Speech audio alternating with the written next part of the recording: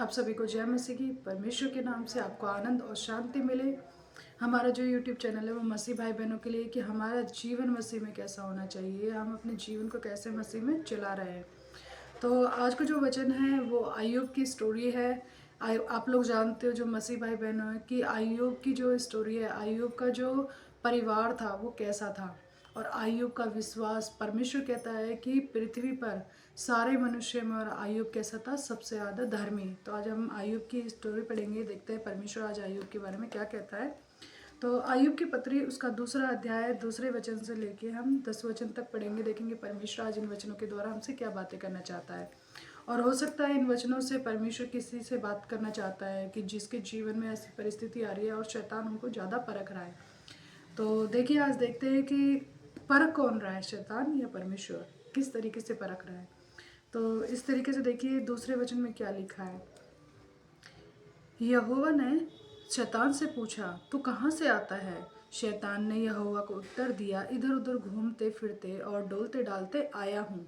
Hallelujah. परमेश्वर ने क्या किया, शैतान से पूछा कि तू कहाँ से आया है। और शैतान क्या कह रहा है कि मैं इधर उधर घूम रहा था, डोल रहा था, फिर रहा था और मैं ऐसे ही आया हूँ। भाई और बहनों, बहुत सारे लोग ये कहते हैं कि हम मर गए, मरने के बाद हमारी आत्मा कहाँ गई और ऐसा है वैसा है। तो लोगों की जो आत्मा है इस टाइम पे क्या है, वो अभी स्वर्ग में नहीं पहुंची है, ना नर्क में, अधोलोक में है, जो बीच में घूम रही है। और उसी तरीके से शैतान भी बीच में घूम रहा है। वो क्या कर रहा है, पृथ्वी पर घूम रहा है, चारों तरफ की देख रहा है कि किसको मैं परेशान करूँ, किसके ऊपर विपत्ति डालूँ, किसको मैं अपने जाल में फंसा लूँ। तो शैतान का काम अभी क्या हो रहा है, धरती पर फैल रहा है, वो लोगों के बीच में फूट डलवाने का काम करता है। इसी तरीके से देखिए तीसरे वचन में क्या लिखा है। यहोवा ने शैतान से पूछा, क्या तूने मेरे दास अय्यूब पर ध्यान दिया है कि पृथ्वी पर उसके तुल्य खरा और सीधा और मेरा भय मानने वाला और बुराई से दूर रहने वाला मनुष्य और कोई नहीं? यद्यपि तूने मुझे बिना कारण उसका सत्यानाश करने को उभारा, तो भी वह अब तक अपनी खराई पर बना है। हालेलुया। इस जगह शैतान क्या कहता है, पहले तो परमेश्वर शैतान से कहता है कि क्या तूने मेरे दास अय्यूब को देखा है? उसकी बराबर, उसके तुल्य कोई खरा नहीं, यानी कि उसके बराबर सिद्ध कोई नहीं, जो क्या करता है, बुराई से दूर रहता है, बुरे कामों से दूर रहता है। और साथ साथ परमेश्वर का वचन क्या कहता है, जब शैतान ने अय्यूब की परीक्षा ली थी, लेकिन उस जगह भी अय्यूब कैसा था, खरा। क्योंकि इसमें क्या लिखा है कि जब शैतान ने परमेश्वर को जानबूझ के उकसाया कि तू एक बार उसका बुरा करके देख, फिर वो तेरी निंदा करेगा, लेकिन उसके बावजूद भी उसमें भी परमेश्वर का जो दास था वो कैसा हुआ, खरा निकला। तो इसी तरीके से देखिए चौथे वचन में क्या लिखा है। शैतान ने यहोवा को उत्तर दिया, खाल के बदले खाल, परंतु प्राण के बदले मनुष्य का अब सब कुछ दे देता है। इसका देखो क्या लिखा है इसमें कि शैतान ने यहोवा को उत्तर दिया।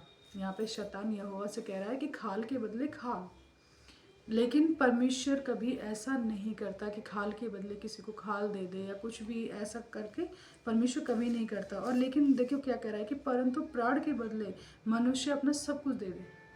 मतलब आप किसी को चोट पहुंचा सकते हो उसके शरीर पर, लेकिन जब आप उसके प्राण पे चोट पहुंचाओगे तब कैसा होगा कि वो खराब निकलेगा। इस टाइम पे शैतान परमेश्वर से कह रहा है। तो देखिए परमेश्वर क्या कहता है, पांचवें वचन में क्या लिखा है।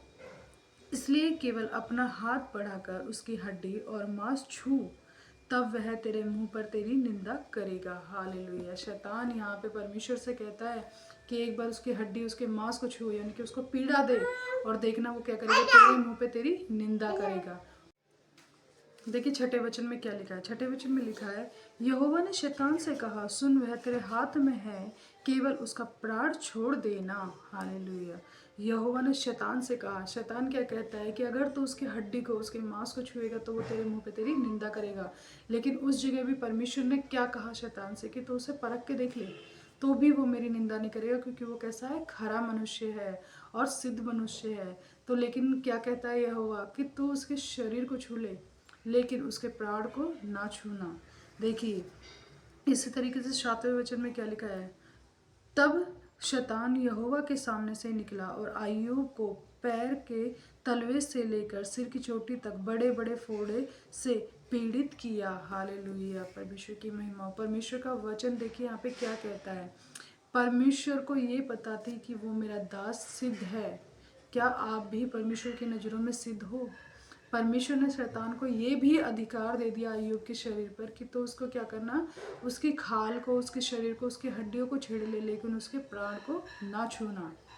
क्योंकि प्राण लेना, मरना, जीना ये सब परमेश्वर के हाथों में है। लेकिन बीमारियां, परिस्थितियां वो शैतान हमारे साथ करा सकता है, लेकिन प्राण को वो परमेश्वर के हाथों में है। लेकिन देखिए साथ साथ यहाँ पे क्या लिखा था कि शैतान जब परमेश्वर के सामने से चला गया तो उसने अय्यूब के साथ क्या किया, उसके पैर के तलवे से लेके उसके सर की चोटी तक पर उसने बहुत मोटे मोटे फोड़े उसके शरीर पे निकाल दिए, सिर्फ ये देखने के लिए, ये जताने के लिए परमेश्वर को कि देखो अब वो आपकी निंदा करेगा। क्योंकि उसके शरीर में जब दर्द होगा, तो जैसे आज हम किसी परिस्थिति में फंस जाते हैं तो लोग क्या करते हैं, परमेश्वर की निंदा करने लगते हैं, प्रभु ने ऐसा कर दिया, हमारे जीवन में वैसा कर दिया। लेकिन क्या आप सच में अय्यूब के जैसे हो? अगर कैसे भी परिस्थिति में, क्या आप अय्यूब के जैसे अभी भी स्थिर खड़े हो? देखिए आगे क्या लिखा 8वें वचन में, तब अय्यूब खुजलाने के लिए एक टिकरा लेकर राख पर बैठ गया। और 9वें वचन में क्या लिखा, तब उसकी स्त्री उससे कहने लगी, क्या तू अब भी अपनी खराई पर बना है? परमेश्वर की निंदा कर और चाहे मर जाए तो मर जा। हालेलुया, परमेश्वर की महिमा हो। सोचिए अय्यूब के पूरे शरीर में इतने फोड़े थे कि उसको एक टिकड़ा लेकर राख का उस पर बैठना पड़ा था। उसको मतलब उसके शरीर में ऐसा कोई अंग नहीं था जिस पे उसने मोटे मोटे फोड़े ना निकाले हों शैतान ने।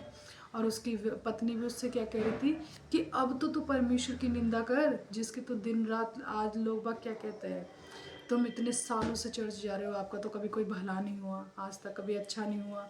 लोग बाग एक दूसरे को उकसाते हैं। उसी तरीके से उसकी पत्नी ने भी उससे क्या कहा कि अब तो परमेश्वर की निंदा कर, परमेश्वर के लिए अब तो उल्टा सीधा बोल कि और चाहे तो मरना है तो मर जा। इतना तक उसकी पत्नी ने, अय्यूब की ने बोल दिया था। क्योंकि उसको ये दिख रहा था, अगर आपने अय्यूब की पहली मतलब अय्यूब का अगर पहला अध्याय भी पढ़ा हो तो उसमें अय्यूब के जो बच्चे थे वो तक शैतान ने मार दिए थे। अय्यूब के भेड़ बकरी बच्चे, उसका घर परिवार सब कुछ खत्म कर दिया था अय्यूब का। देखिए इसी तरीके से 10वें वचन में क्या लिखा है, उसने उससे कहा, तू एक मूढ़ स्त्री की सी बातें क्यों करती है? क्या हम जो परमेश्वर के हाथों से सुख लेते हैं दुख ना ले? इन बातों में भी अय्यूब ने अपने मुंह से कोई भी पाप नहीं किया। हालेलुया, परमेश्वर की महिमा हो।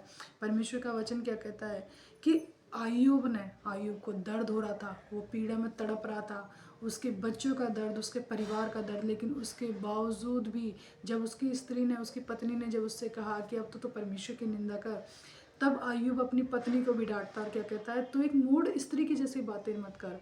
क्या हम परमेश्वर के हाथों से सुख ले, क्या कभी हम उसके हाथों से दुख ना ले? ये कह के भी परमेश्वर की नज़रों में क्या हुआ था, अय्यूब सिद्ध ठहरा, अच्छा ठहरा था। भाई और बहनों, इन वचनों के द्वारा परमेश्वर आपको बहुत आशीष दे। लेकिन हमारा जो ये वचन है ये है कि आज जब हमारी परिस्थिति खराब होती है, जब हम परमेश्वर पे दोष लगाने लगते हैं, परमेश्वर आपकी वजह से हमारे ऐसा हुआ, हमारा वैसा हुआ, तो आप और ऐसे हर एक जन जो ऐसी बातें करता है वो एक मूढ़ स्त्री की जैसे बातें करते हैं। मुझे इन वचनों में परमेश्वर की एक बात बहुत अच्छी लगी, इन वचनों का, कि जब हम परमेश्वर के हाथों से सुख लेते हैं, क्या हम परमेश्वर के हाथों से दुख ना लें? भाई और बहनों, क्या ऐसा हो सकता है कि जीवन भर बस हम अपने जीवन में खुशियाँ ही खुशियाँ ले? जो मनुष्य जीवन भर खुशियाँ लेता है, आपको पता है उनको दुख का एहसास नहीं होता कि दुख कैसा होता है। और जो दुख लेता है वो ये तड़पने लगता है कि क्या हमें कभी सुख मिलेगा या नहीं मिलेगा। भाई और बहनों, इन वचनों के द्वारा परमेश्वर बहुत आशीष दे। और इसका जो मेन टॉपिक यही है कि जब हम परमेश्वर के हाथों से सुख लेते हैं तो हमें दुख भी लेना चाहिए, लेकिन हमें परमेश्वर की निंदा नहीं करनी चाहिए।